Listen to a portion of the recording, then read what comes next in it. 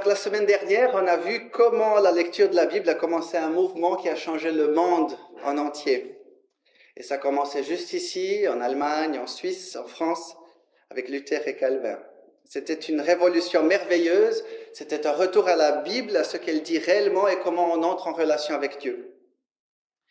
Bon, il faut dire que comme tout ce que l'homme touche, cette belle révolution a été salie par le péché et beaucoup de mauvaises choses se sont passées pendant cette période de réforme. Mais elle a quand même été décisive pour le reste de l'histoire de l'Europe et même du monde. Daniel a dit la semaine passée que parce qu'ils ont lu dans la Bible, ils ont pu prêcher seulement à Dieu toute la gloire. Donc pas de gloire aux leaders religieux de l'époque, pas de gloire à l'infaillibilité du pape. Ils ont aussi annoncé, parce qu'ils avaient lu leur Bible, que seulement la Bible comme règle de foi et de pratique. Pas toutes les autres décisions que les conciles au fil des années avaient prises. Ils ont annoncé la possibilité pour tous d'avoir une relation personnelle avec Dieu. Plus besoin d'intermédiaire, plus besoin d'un prêtre, d'un évêque, du pape. C'est la redécouverte dans la Bible de la grâce par la foi. Tous peuvent se connecter à Dieu. Et je dis que ça a révolutionné l'histoire parce que ça donnait de la valeur aux personnes de toute classe sociale. C'est à partir de ce moment qu'on a commencé à dire, toi paysan, toi commerçant, toi vigneron, tu peux découvrir Dieu personnellement. Tu as de la valeur. La Bible est aussi pour vous. On va l'imprimer dans votre langue locale. On va faire le culte dans la langue locale. Découvrez Dieu par vous-même. Vous avez toute l'autorité de faire ça parce que la Bible, elle le dit.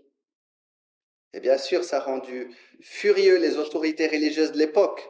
Ils ont perdu leur statut de personne à qui il fallait s'adresser pour, par exemple, avoir les péchés pardonnés. Et si l'Église inventait une règle pour, par exemple, gagner plus d'argent, les chrétiens avec la Bible traduite dans leur langue pouvaient dire non, non, non, non, c'est pas en accord avec la Bible, vous pouvez pas nous imposer ça, on n'accepte pas. Et demain, c'est la commémoration des 505 ans du début de cette révolution, le 31 octobre. Mais plus qu'une révolution qui a commencé il y a 500 ans, tu te rends compte que tu sois croyant ou pas, les paroles que Jésus a prononcées et qui ont été mises par écrite dans la Bible ont un grand impact encore aujourd'hui sur la vie de beaucoup de personnes. Et c'est vrai. Si Jésus n'était pas venu, n'avait pas vécu ce qu'il a vécu et enseigné ce qu'il a enseigné, et si ces choses n'avaient pas été notées dans la Bible, beaucoup de choses auraient changé dans ma vie. Tout d'abord, je ne serais pas né au Brésil, parce que mes parents sont allés au Brésil pour annoncer ce qui est écrit dans la Bible. Ensuite, je n'aurais pas rencontré la belle fille qui était assise derrière là-bas, avec un uniforme. On s'est rencontrés parce qu'on voulait les deux connaître plus sur Jésus. Et donc, on s'est mis à lire ce livre et on a participé d'un groupe qui se réunissait pour étudier ce livre. Ensuite, on ne serait probablement pas en Suisse parce qu'on est venu pour proclamer le message de Jésus qui est écrit dans la Bible. Ce poste n'existerait pas. Nous, dans cette salle, on ne se connaîtrait pas. Ce site internet où vous écoutez ce message en ligne n'existerait pas. Un de ces jours, il y a quelques jours, quelqu'un est venu pour partager des difficultés. On a pu prier ensemble. Ça nous a rapprochés en tant qu'êtres humains. C'est parce que la Bible nous dit de le faire. Et ça crée ce genre de rencontre. J'ai déjà vu un homme assez bien placé dans la société couper des cartes de crédit et les jeter à la poubelle parce qu'il était saturé de faire des dettes. Et la Bible a des principes sur la gestion financière. Et quand il a découvert ça, il a pris cette décision. Il a été libéré de ce fardeau. Le week-end dernier, j'ai vu un couple de longue date renoncer aux mauvaises habitudes de leur mariage. Ils ont lu la Bible, ils ont voulu se conformer aux enseignements de Jésus et ils ont refait leur vœu de mariage devant tous ceux qui étaient là dans cette salle, une dizaine de personnes, pour commencer une nouvelle étape dans leur vie de famille. J'ai déjà vu des personnes être libérées du poids des erreurs du passé parce qu'ils ont compris qu'en Jésus, tout est pardonné, c'est fini. J'ai plus besoin d'être accablé, en détresse par tout ce que j'ai fait de mauvais dans ma vie. Vous vous rendez compte? C'est vraiment incroyable. Réfléchissez, un seul livre qui peut en même temps avoir une influence sur l'endroit où nous sommes nés, sur les rencontres qu'on fait, sur la personne avec qui on se marie, sur la possibilité de restauration d'un mariage, sur le rééquilibre de la vie financière de quelqu'un, sur une connexion spéciale qu'on peut avoir avec quelqu'un quand on prie ensemble et on recherche Dieu ensemble, sur la libération d'une culpabilité intérieure. Aucun livre au monde peut autant bien faire tout ça en même temps. Bien sûr, il y a des livres qui peuvent aider dans la gestion financière. Il y a des livres qui peuvent aider à rétablir un mariage. Mais tout ça en même temps, tout, en même temps, pour un seul livre, il n'y a pas. Quelqu'un qui a vécu il y a plus de 2000 ans en arrière peut encore définir toute mon existence aujourd'hui. Et c'est parce que ça a été écrit dans la Bible. Oui, ce chant est vrai. Sans ta lumière, Jésus, où serions-nous dans ce monde? Qu'est-ce que toi tu serais si tu n'avais pas reçu par quelqu'un les paroles de Dieu révélées dans la Bible? Tu serais où aujourd'hui? Quels auraient été tes choix de vie?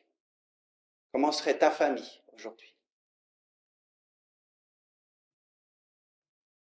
Pierre, le disciple de Jésus, il a très bien compris ça. Je mets en contexte, Jésus, il venait d'alimenter 5000 personnes et pendant la nuit, il traverse le lac avec ses disciples pour aller de l'autre côté. Et le lendemain, la foule revient en bateau à l'endroit où il avait fait la multiplication. Mais comme il n'est plus là, il commence à le chercher un peu tout partout. Finalement, quand il le trouve à la synagogue de Capernaum, ils le disent, « Maître, quand est-ce que tu es venu ici? Quand es-tu venu ici ?» Comme si Jésus leur devait des explications. Hein. Mais au lieu de s'expliquer, Jésus voit les intentions de ce peuple et il leur dit, « Vraiment, je vous l'assure, si vous me cherchez, ce n'est pas parce que vous avez compris le sens de mes signes miraculeux. Non, c'est parce que vous avez mangé du pain et que vous avez été rassasiés. » La foule, elle était là, pas parce qu'ils avaient compris qui était la personne qui faisait des miracles, mais juste parce qu'ils avaient envie d'un autre spectacle. En tant que co-officier de ce poste, j'ai envie de tout mettre en place pour que nos offres, nos messages, nos activités, nos espaces soient intéressants et accessibles à n'importe qui, avec n'importe quel bagage familial, intellectuel ou spirituel.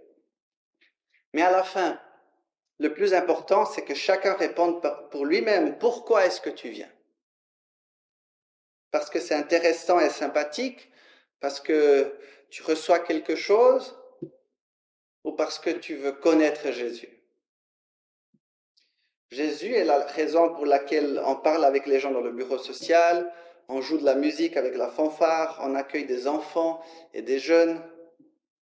Et profiter d'une offre sans saisir ça, on le fait pour Jésus, ben c'est perdre la plus grande partie en fait.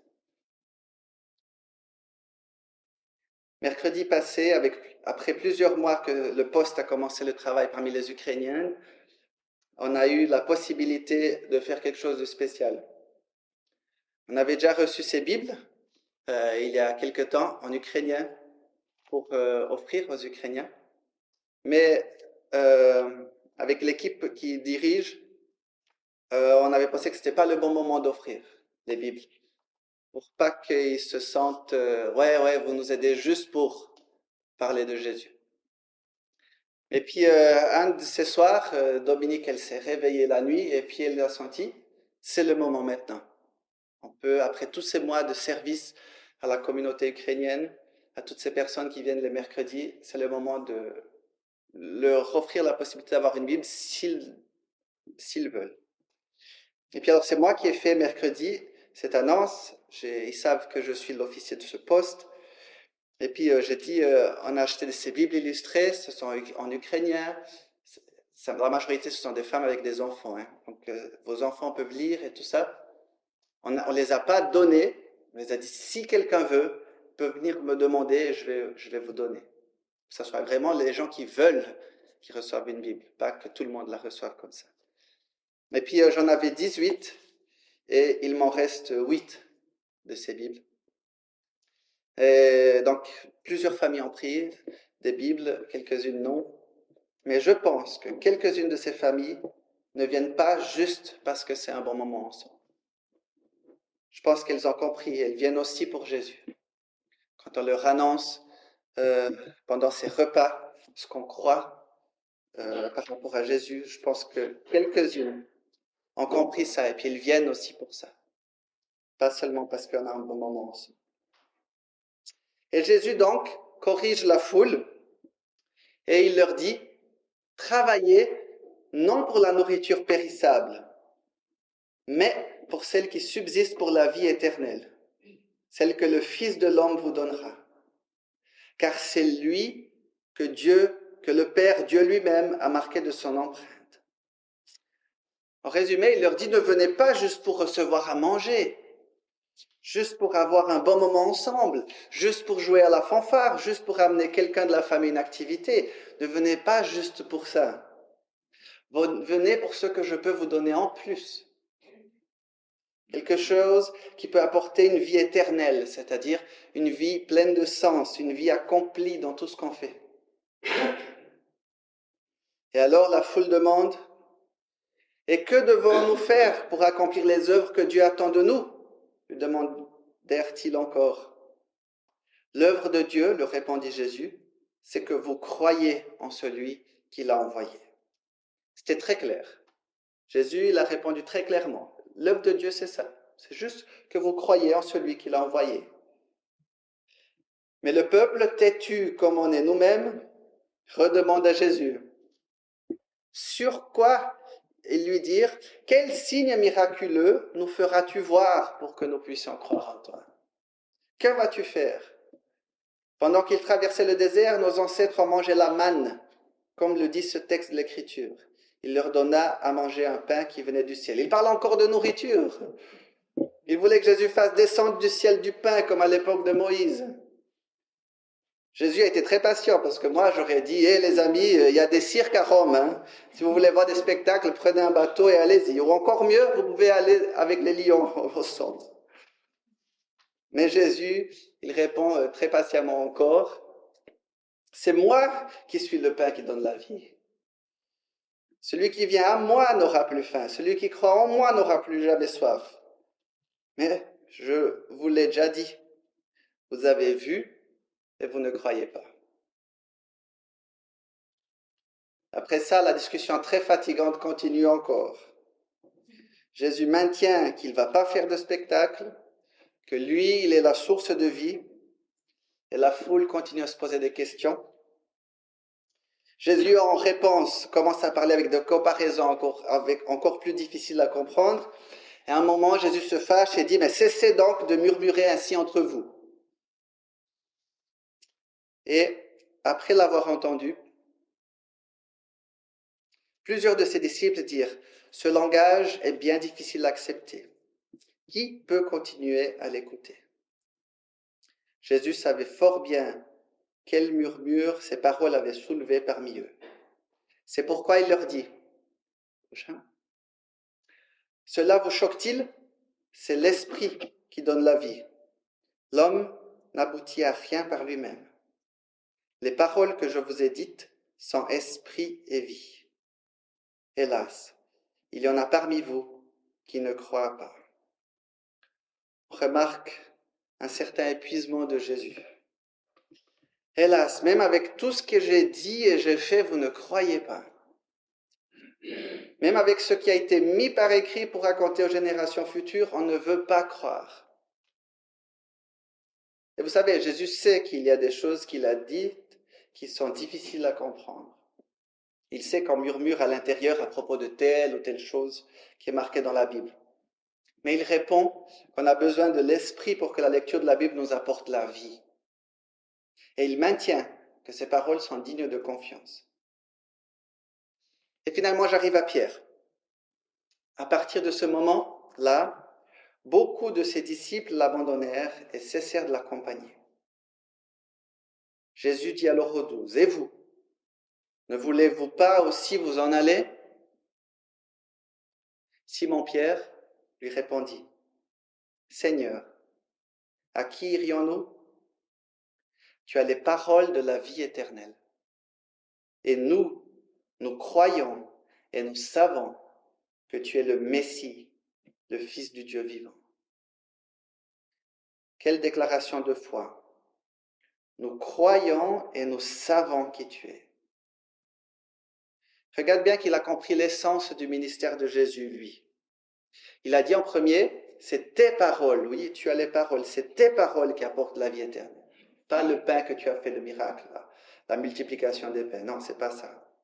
Ensuite, il a dit, c'est croire en toi et finalement savoir qui tu es, l'essentiel dans la vie. C'est croire en Jésus et savoir qui il est, l'essentiel dans la vie. C'est pour ça qu'on ne va pas t'abandonner, même si beaucoup d'autres le font. C'est ça le pain qui nourrit. C'est ça qui apporte le sens à tout ce qu'on peut faire dans cette vie. Tes paroles. C'est pour ça que la Bible est beaucoup plus qu'un vieux bouquin. Elle contient les paroles de la vie éternelle que Jésus a prononcées. C'est pour ça, c'est par Jésus que c'est un livre exceptionnel. Par elle, on peut savoir qui est Jésus et on peut croire en lui. J'espère qu'au fil de ces 4 semaines, vous avez été motivés à continuer à le rechercher et à le découvrir dans sa parole. Même si on est en chemin depuis longtemps avec Jésus, on n'a pas fini d'apprendre, on n'a pas fini d'être conformé à sa parole. Il y a encore des choses à découvrir, à être fortifié, à connaître sur Jésus. Et j'aimerais prier avant la louange. Merci Seigneur parce que tu t'es révélé dans ta parole. Tu as les paroles de la vie éternelle, on le croit Seigneur.